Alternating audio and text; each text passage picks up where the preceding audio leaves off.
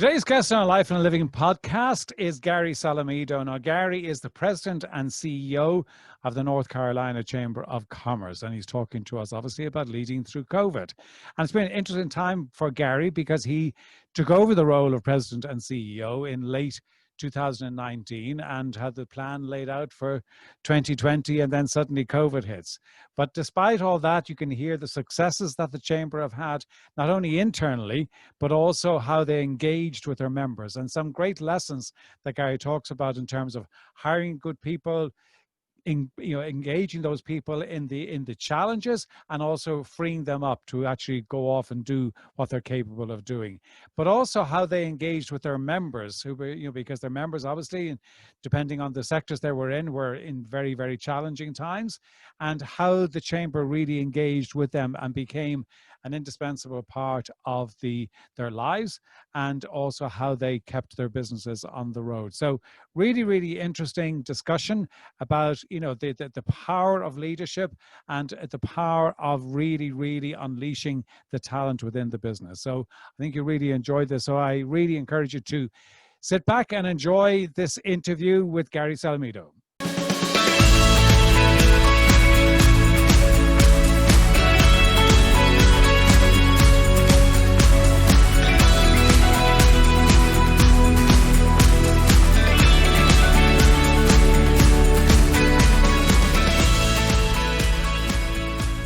Gary, thank you very much indeed for joining us today on a Life and Living podcast. Really looking forward to this. Oh, thank you, John. I appreciate it. I really look forward to it myself. No, I mean, it's a really interesting series of talking to people kind of leading through COVID. And, obviously we're still leading through COVID because it's far from being over. But it's really been interesting talking to kind of, CEOs and leaders in organizations of, how they've actually managed themselves through that. So, I mean, just kicking off that, I mean, in terms of, you didn't get an awful lot of warning that this was coming. So, as the chamber, the North Carolina Chamber, you had to move quickly. So how did you manage to move quickly and yet keep the business ticking over? Yeah, well, John, it's been interesting. As you're aware, I only became the CEO in August of 2019. So we had spent the last quarter thinking about what the organization needed to do, what our priorities were going forward, and had some plans to do some things differently with it, which all got put on hold pretty quickly.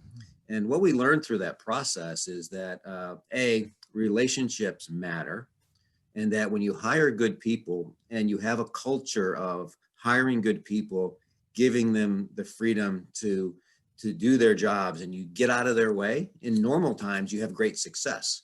Well, really what happened for us is we had that culture established over a 4 or 5 month period. We're still working on it. As you know, culture takes time, but I have a really good team of people who were owning their piece of the business before COVID. And what happened was, immediately they said, okay, I know what we can do. We can do this in our member engagement side. We can do this on our government affairs side. Our foundation can do this. We need to pull together a resiliency plan and a relaunch plan. So they sprung into action. Good people who are empowered, who are confident, who know that you believe in them.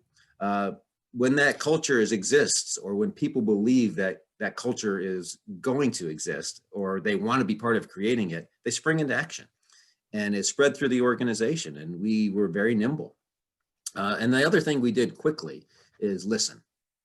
We made a decision that we were going to spend time listening to our members, listening to businesses, listening to our board, and just hear what we needed to do. And then respond to that. But it's interesting because I know from working with you and from knowing you that you're very much a people person. You like being around people. You like that kind of human contact. What adjustments did you have to make to your own way of managing your own role in order to kind of fit in with the changes that have been really enforced upon you? Yeah, thanks. And I mean, John, for me, that's been one of the most challenging pieces. I've spent a career building relationships with people, grabbing a coffee or grabbing lunch, or doing those types of things as a way to put people first, right? To make sure that you have a relationship with someone where in good times and in bad, they trust you. So that was a challenge for me.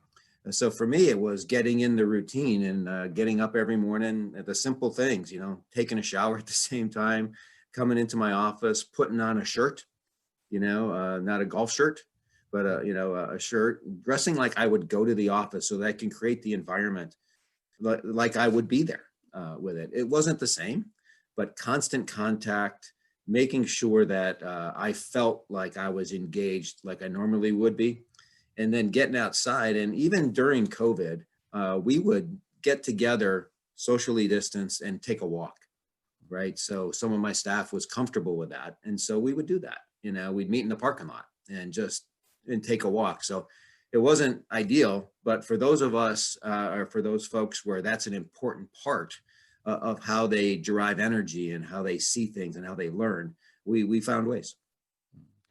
For you, if you kind of think about it, I mean, for you in your role as the president and CEO of the chamber, so for your in your role as a leader of that organization and also with the members, but also a manager of people, and personally, what did you think? What would you think is the biggest challenge that you faced in that time?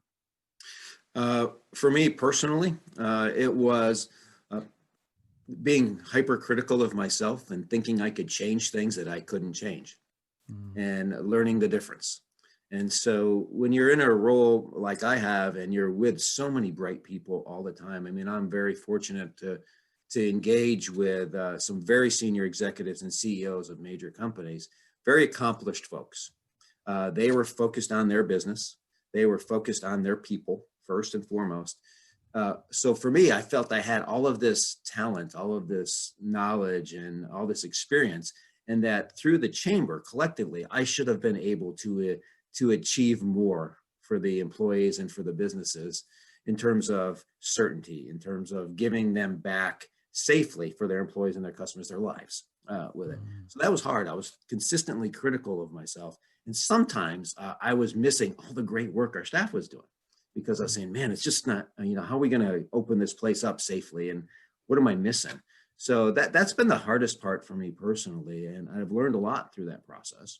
Yeah. Good. And for the chamber itself, I mean, you suddenly now, I mean, okay, the chamber as a business, as an entity, is going through all of the turmoil, but your members are going through all of the turmoil, and I'm sure different for different sectors of that community. Did you feel that your role as a chamber with your members was shifting on the back of the implications of COVID? It was emphasizing really where we needed to be, right? We needed to be a resource and an advocate. We've been really good on the advocate side for a long time. We've really focused on that business. But we now saw the importance of a plan, a resiliency plan that we could share. How do we become a resource where we collect best practices of member companies who have the resources, who are planning for pandemics, large global companies, and how do we translate that to small business? So becoming a resource, a place where people and small businesses can go. And we took ourselves from a member-driven organization, which we were, but for a few months we went open source to take something from one of our members. And we said, whatever we have is available to everybody. Businesses of all sizes and shapes, members, non-members, because the most important thing was giving people a place to go where they can get their questions answered and begin to put a plan together, or at least have some hope that there are places, there are pieces of information I can get that I don't have that'll help me get through this and help me take care of my people, help me stabilize my business, help me to see that they're at the end, when we really couldn't see much and we're still in it, right? So when we could begin to put some certainty around and control, we control. That same thing was for businesses of all sizes. Yeah. A lot of them didn't have the resources and they didn't know where to go to get them. So that's the role we shifted to. Yeah. And I find it interesting, Gary, that speaking to leaders in different industries, and by and large, and yes, it is generalization because some industries have been hit harder than others, but so many of the CEOs that I've spoken to have talked about that, when it all happened and we went into lockdown and kind of working remotely, their fear was that, the objectives they had and, were just going to get thrown out the window. But to their, pleasant surprise, the organizations actually just found a way to perform. And I think that with the chamber, you found the same, didn't you? That, we would have said, if we were talking at the beginning of March, that, gosh, all the things we said we were going to do, maybe they're all out the window and we got to rewrite. But in actual fact, you really did have some great successes during that time, didn't you? Yeah, some great successes. And when you unleash the talent of the people that you have and give them the confidence, they find things that make sense, that help our member companies, right? And help all companies. And when you listen, your customers will tell you what their needs are. And if you can't meet them all, right? But you can understand where you are and what your role is in helping them meet those needs. So for example, we have a very robust business education side of what we do for the chamber to advance the policies, advance the issues, advance understanding of it. That shifted, that in live 14 plus events a year shifted to all virtual events. And now we have taken that part of what we do for our members and for businesses, and we're recognized as one of the best in the state at how they do that. Our events team is getting contacted by other people around the country and say, how did you do that? And how do you do it so well? And another example for that is we have a women's conference every year. We're in the third year of it. It's our largest event. 1,000 women and men come to this event in Raleigh, and we do one in Charlotte. That entire event is virtual, is next week, and most of it has already been taped. Wow. And is of high quality, engaging. We have breakout sessions. Our staff and our members are going to be hosting chat rooms to continue that. So the ability to say, okay, here's my circumstance, and how do I become the best at making sure I deliver the same quality education? It's been really wonderful to watch our staff develop that, and not only do it, but become really good at it and be recognized by their peers. So we shifted there. We had better board engagement than we've had in a long time, which was a priority going in. But we took our board and we said, okay, we need a bunch of you to focus on resilience. Okay, what do we need going forward to have a plan should this and when this happens again? And what is our safe relaunch strategy? So we engaged these CEOs in a really meaningful way, discreet way, and they're managing global businesses, and they gave us their expertise and said, this is how you do it. So listen, engage, and act. And it's been extraordinary time, because not only was it the whole COVID thing, but you had everything to do with the George Floyd and the social unrest kind of thrown in on top of that, which was an extraordinary kind of cocktail of events that were so difficult.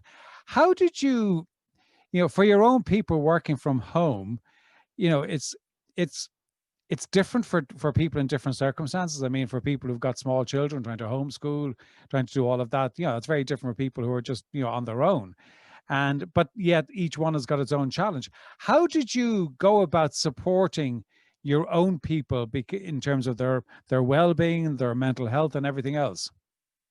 Yeah, step one, as I know a number of folks, is constant, open, transparent communication. So we started that with the entire staff from the very beginning, and it came into really two buckets. The first bucket was we had an hour-long Zoom meeting twice a week for the first few months, and it was their agenda, not ours. And then our leadership team and the folks on there were talking to each other about what they were doing, and it developed some great, not camaraderie is not the right word, but reliance on each other. And we began to have some successes that we shared. So that was step one. And step two is finding creative ways to engage them and show them that you appreciate them. Was a really important part of what we've done. So just recently, last week, we arranged that we're going to have virtual meetings where they go into a virtual home, and it's a clue, right? It's a treasure hunt. It's a mystery game. So our teams are going to be broken up. They're going to do that. And to get ready for that, we sent them a basket of things made in North Carolina. So we've been doing things like that every few weeks to let them know we appreciate what they're doing. Constant communication. We've gone now just to one a week of those meetings at their request. And the other piece was every 4 to 6 weeks, I set up a 15-minute call with each member of our staff, and it's their agenda. So whatever they want to talk about, whatever's on their mind, and that ranges from the things you talked about, to we have a number of people of color on our staff who really wanted to express, and I can't tell you how humbled I am that they would express the challenges that they're facing daily and how they feel about those issues, and how it is to be a Black person in North Carolina, in America. So those conversations, I learned a lot. I was humbled by them.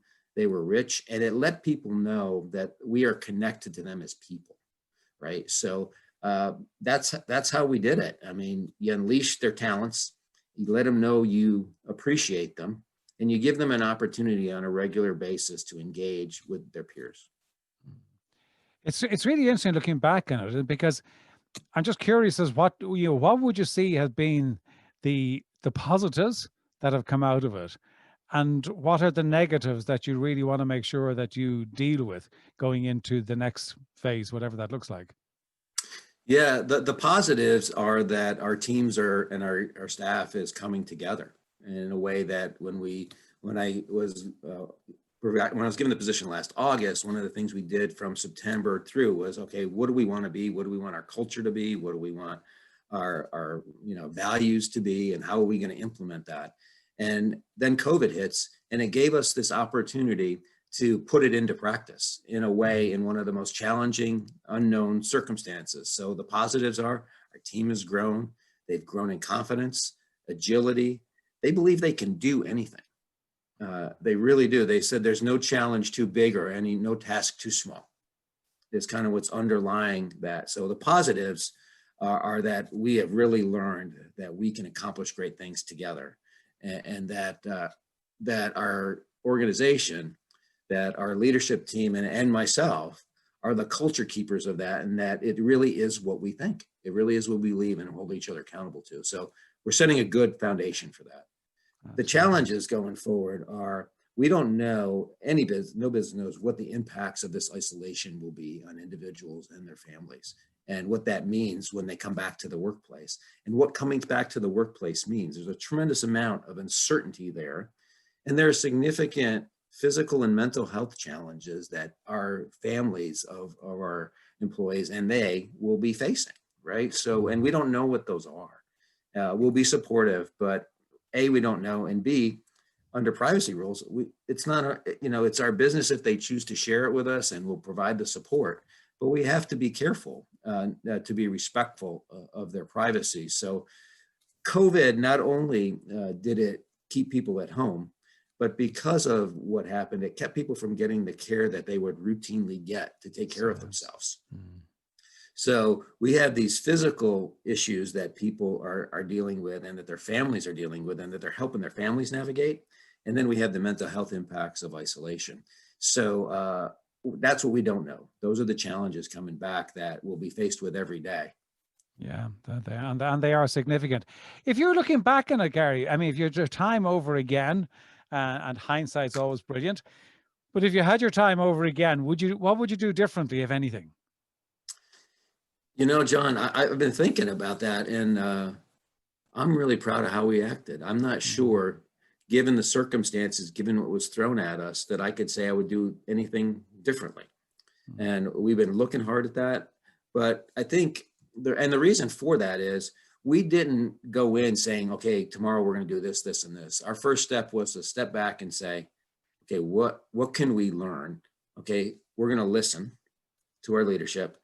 Our member engagement team called every member for 2 months in March and April. We didn't ask for a thing. We just asked them to help us know what to do to help them.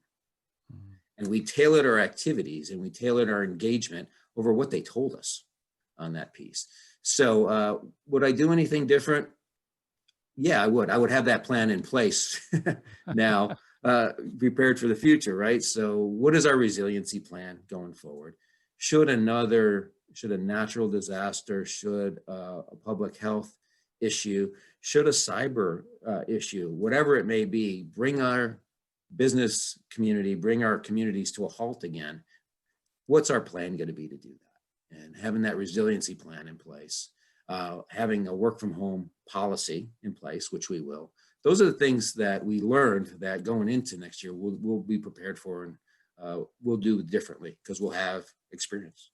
Yeah. Isn't it interesting though that one of the kind of standout for you has been about listening, asking the question and listening.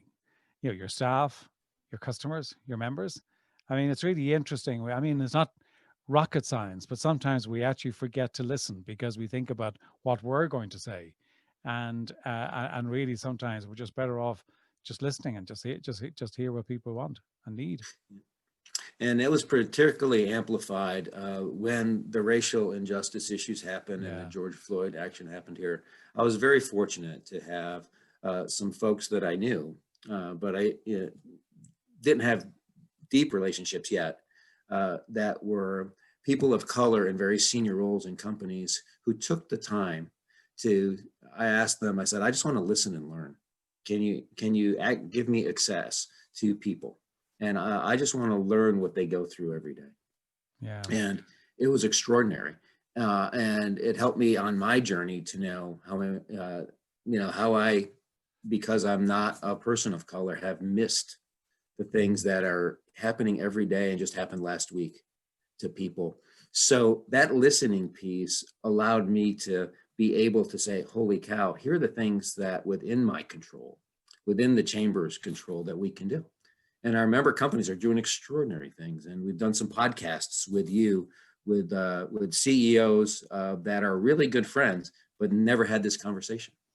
Yeah. I mean, Right? those podcasts were fascinating. I mean, I thoroughly enjoyed doing them, but they were fascinating to do because, and for me, kind of the standout things, if I think back on those, and hopefully we can still do a few more, but was the amount of things that companies were actually doing, Yeah. you know, that truthfully, I mean, I was completely unaware of, but doing. But the second thing, and it was just interesting, just on the point that you were just making, is that so many of them, particularly the white CEOs, because we have a white CEO and a black CEO for each interview, was that so many of the white CEOs said, you know, they'd never, even though they knew the other person, they'd never actually asked that other person of color about it, and so therefore they hadn't really been involved in that conversation. And again, it comes back to the point about listening, doesn't it? Listening, building relationships, and putting people first. If you do that, then there's not any problem collectively you can't attack and solve, right? And Absolutely. so the deeper relationships that existed between those folks, that exist between those folks now, is going to drive real change. Yeah. And so if we can do it with racial justice, with diversity, equity, inclusion, think of all the other issues we can tackle also Yeah. through that model. So yeah, it's been very revealing, very humbling, but also very enriching in many ways. Yeah, absolutely. So if you're looking forward, Gary, I mean, okay, and I know this is very difficult because it's the question everyone's trying to answer, but you know, whenever we are, you know, the other side of COVID, whatever that Yeah. means, I don't even know what that means, but you know what I mean by that. What do you think the new way of working will look like post COVID?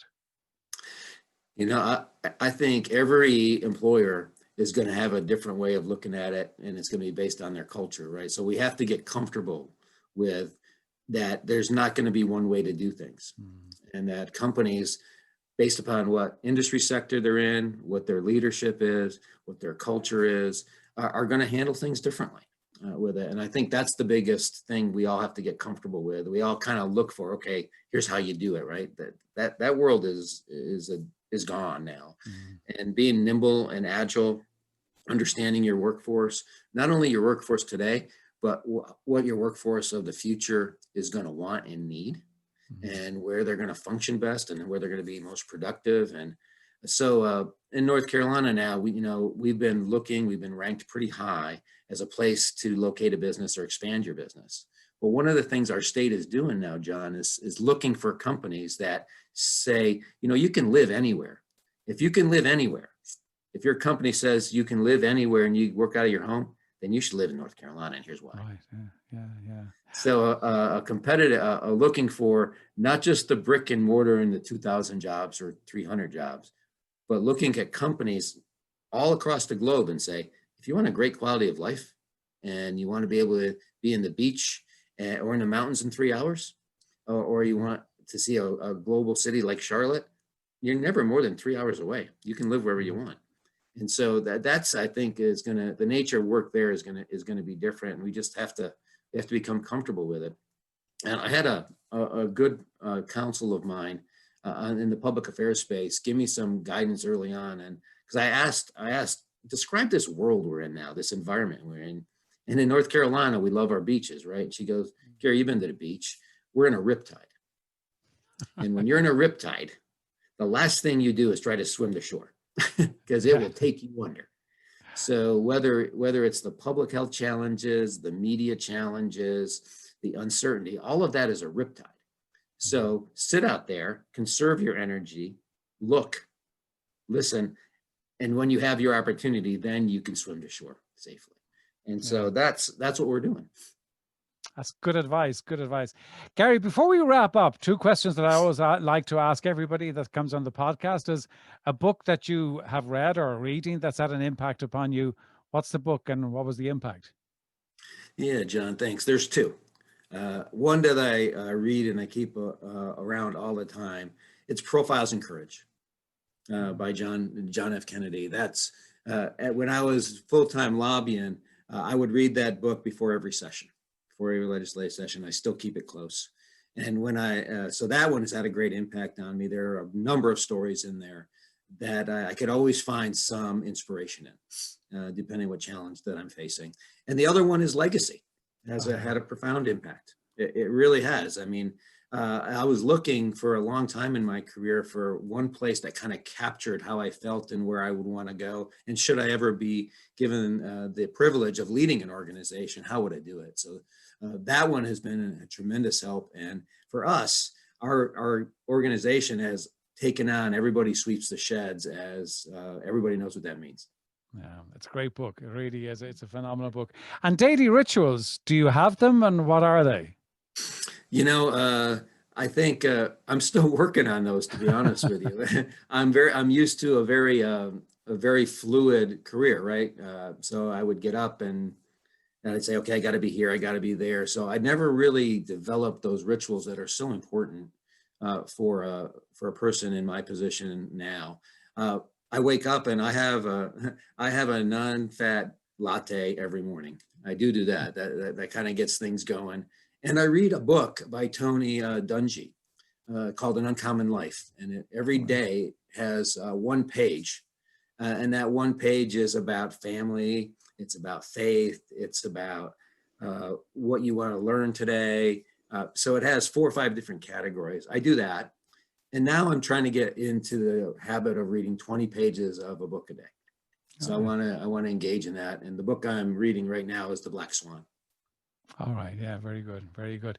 Gary, thank you so much for joining us here on A Life and a Living. It's been great to talk to you. I know that the Chamber has had an extraordinary year one way or another, but extraordinarily successful year despite everything. And I think that's a great credit to your leadership and the guidance that you've given. But thank you indeed for joining us here today. Thank you, John. It's been a pleasure. It's always good to be with you, and I'm really appreciative of my team. They're really good folks, and they gave me the they gave me the opportunity to sit here and share their success with you today. So I appreciate that. Well, they've had great success. Talk to you real soon, Gary. Take care. All right, you too, John. Take care.